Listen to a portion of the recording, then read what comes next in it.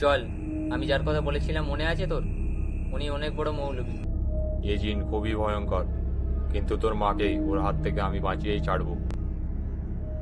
হঠাৎ চারিদিকে একটা গম্ভীর হাড় হিম করা হাসিতে ভরে হা ওঠে। হা হা হা হা। তুই আমাকে তাড়াবি? হা হা হা হা হা। হঠাৎ ঘরের ভিতরের জিনিসপত্রগুলো হাওয়ায় উঠতে শুরু করে। এইসব দেখে মৌলবী ভয় পেয়ে যায়, থেকে ভয় পেয়ে পালিয়ে যায়। আমি আর অঙ্কিতাও তার পেছনে দৌড়াই।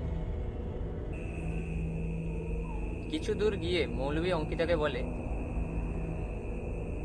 বেটি, ওই জিন বিশাল শক্তিশালী, ওকে আমি হারাতে পারবো না, কিন্তু একজন আছে, সে পারবে। ওরকম কত জিন সে দেখেছে। তোমরা চিন্তা করো না অঙ্কিতা, তোমার মাকে আমি বাঁচিয়ে নেব। ও ইফরিত জিন। পীর বাবা, মৌলানা আর আমি অঙ্কিতার সাথে অঙ্কিতার বাড়িতে গিয়ে উপস্থিত হলাম।